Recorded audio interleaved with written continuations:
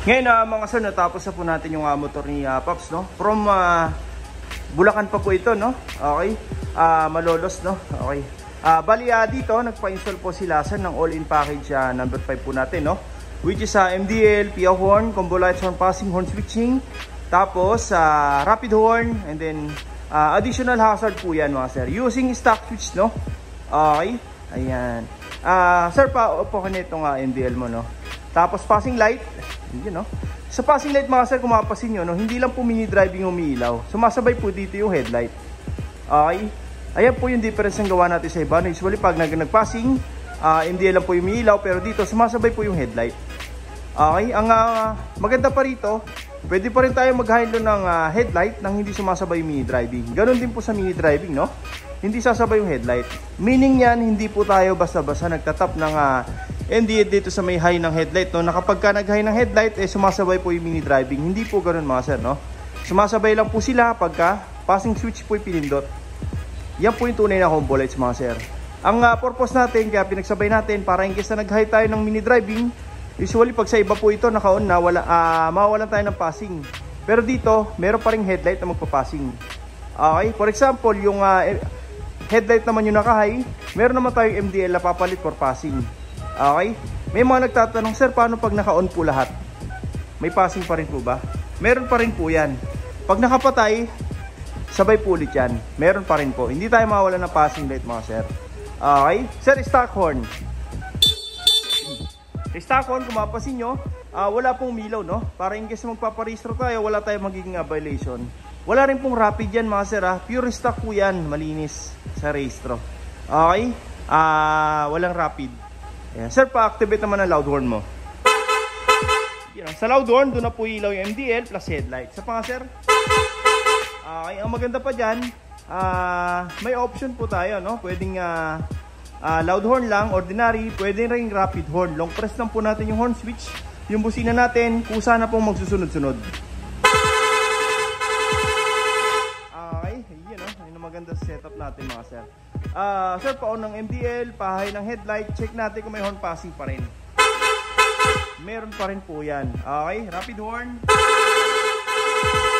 Yun, no? Sir, pa-off naman lahat. Ayan, busina, sabay po ulit yan. Passing light. Okay, check natin yung mga switch na ikinabit natin, no? Dito, ito po yung nilagay natin na passing switch, no? Yun, no? Para sa combo lights. Kung mapasin nyo mga sir, may hazard na po tayo, pero stock switch lang po yung ginamit. Okay? Dito hindi po tayo naglalagay ng mga OEM switch o yung tie switch, no? Actually may dala po sila sir na papalitan sana ito. Okay? Ang sinabi natin, mas matibay pa po ito. Wala nang titibay po sa stock mga sir. Kesa po doon sa mga aftermarket na switch, no? Okay? Yung mga spring po nito, galvanized, hindi po kinakalawang overtime. Unlike puro sa mga aftermarket na switch. Yung mga plastic po niyan, kahit tumagal, hindi po agad-agad nagpe-fade o yun namumuti, no? Mas matibay pa po ito. Okay? Kung ano po yung meron sa tie switch na hazard, meron po dito. Passing, meron din po dito. Ayun, no? Ang maganda pa dyan mga sir, naka-combo pa. Okay? Pag nag-passing, headlight plus MDL. Pero ang maganda dyan, pwede pa rin tayo mag-hilo ng separately ng headlight. Pwede rin tayo mag-hilo ng MDL separately nang hindi nagsasabay-sabay. Okay? Ito po yung stock headlight. Ito po yung mini driving. Yun, no? Kung mapasin yung serye natin, maliwanag na maliwanag. Pero yung MDL, lumilitaw na po. Ibig sabihin po niyan, malakas po talaga. Meaning, matingkad po, high lumens. Okay? Unlike po rin sa iba kasi na tinetestis na sobrang dilim, kaya mukhang malakas po, no? Dito, ayan, kitang-kita po agad kahit maliwanag po yung paligid. Okay? Ito naman po yung stock horn, loud horn, rapid horn, long press lang po, no? Yun, napakalakas. Okay? Passing switch, ayan, no? Ayan. Dito, ayan, nakalimutan ko lang, no? Signal light tayo. Signal light.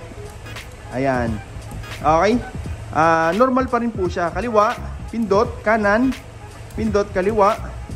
Kung gusto natin ng hazard, ang gagawin natin, hindi natin pipindutin. Okay? Ang maganda pa rito, kahit naka-hazard po yan, in case na magsisignal light tayo, turn signal, pwede po yan. Ayun, no?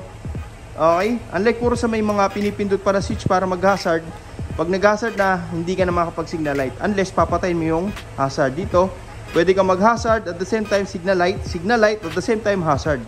Okay? Ayan.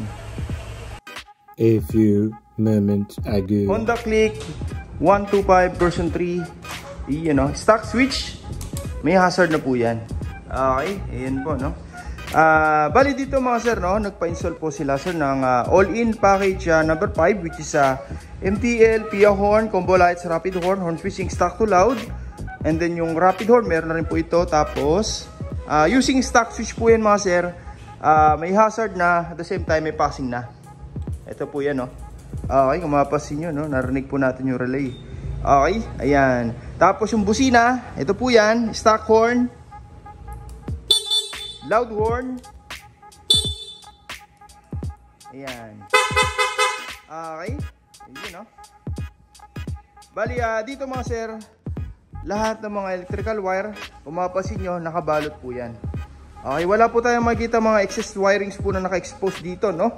Since marami na po tayong na-install, malinis po yan, walang pansit-pansit. Okay, may rapid horn na, may hazard na, may MDL, may combo lights, may PIA horn. Pero kung mapas nyo, stock na stock po itsura nyan. Ayan po yung pinopromotahan dito mga sir. Hindi po tayo basta install lang, mapagana lang, okay na. Dito, lahat po yan, ginagaya po natin yung stock ng Honda. Lahat po yan binabalot natin. Ito po yan, oh. Okay. Ayan. Wala po tayong makikita mga nakasuksok dito ng mga electrical wire, no? Malinis po yan. Okay. Ang maganda pa rito, pang all weather po ang wirings natin. Umulan umaraw, hindi po tayo magkakaroon ng malfunction sa wirings. Dahil secure po yan. Okay. Mula rito sa ating passing switch. Tapos sa ating domino switch. Original po ito mga sir. Hindi po ito replica. Metal po yan. Tapos sa ating horn switching, ito po na test na po natin kanina, no? Okay? Ayan. Lahat po yan, dumaan po sa isang harness. Okay? Ito po yan, no? Ayan. Mula rito sa ating domino switch, pababa po, papunta na po yan dito sa ating PIA horn. Original po yan mga sir, hindi po yan replica. Okay? Legit po yan mga sir, hindi po tayo naglalagay ng mga peke, no? Nakamount din po yan sa mismong chassis para mas stable po, no? Wala po tayong makikita mga busina rito na naka-expose. Dito po kasi nilalagay, no? Ang problema dyan, pagka nalusong tayo sa medyo mataas na baha o kaya nagpa-motor wash, pinapasok po ng tubig. Unlike po rito, secure po yan. Tapos yung stock na busina, kung mapapansin nyo, yung wirings, stock na stock pa rin po. Hindi natin ginagalaw yan. Lahat po yan, dumiretso po dito sa ating power module. Ito po yan, no? Okay. Siya po yung distributor ng power, no? Mula sa battery, papuntang trigger sa mga switch, and then papunta na po ng output sa busina, sa MDL. Ito po yung output ng MDL mga sir. Mamaya kakabit natin yung ballast, no? Okay. Siya po yung distributor ng power mula sa battery, papuntang trigger sa mga switch, and then papunta na po ng output. Pag may ganito tayo mga sir, hindi po tayo magkakaroon ng fluctuation sa kuryente. Denso po yan, made in Japan, kaya sure na matibay po. Subok na po natin yan mga sir. Okay. Ang kagandahan pa niyan, pag may ganyan po tayo, hindi tayo magkakaroon ng fluctuation o yung tipong agawan sa kuryente, no? Kahit po magsabay-sabay po naka-on yan mga sir, naka-hazard, naka-MDL, tapos nagbusina, hindi po kukurap yan. Okay, dahil dito yan. Wala mo po tayong makikita mga kung ano-anong relay na nakasiksik po dito, no? Andito na po lahat yan, malinis po. Okay, ayan. Tapos, ang maganda pa dyan, lahat ng ginamit natin na wirings, pang automotive na po yan. Makakapal po, Japan wire, pure copper. Hindi po tayo naglalagay ng mga aluminum wire na nagpupulbos over time, no? Dito, mas tatagal po yan mga sir. Okay? May iba po nating customer, nasira na po yung makina, nasira na po yung motor. Pero yung wirings natin, gumagana pa rin lahat, no? Ayan, dahil magaganda po yung ginagamit natin. Lalo nakahinang po lahat yan mga sir sa loob. Pag nakahinang, kahit anong mangyaring lubak po yan, hindi po magkakaroon ng loose contact. Dahil nakahinang po lahat. Okay? Ayun, no? Ngayon, kahit magpagawa tayo sa mga mekaniko for PMS, magpagawa tayo manubela, hindi po sila mahirapan kasi wala pong mga wiring na sa gabal, no? Na pagka natamaan ng tools, pag walang balot, possible masugatan. Dito, safety po yan. Hindi po basta-basta masusugatan in case matamaan ng mga tools. Okay. Ngayon, kakabit na lang natin yung mga pairings, tapos testing na natin, no? Okay. Sa mga gusto pong pagawa, punta lang po kayo dito sa shop. First come, first serve po tayo. Maraming salamat po.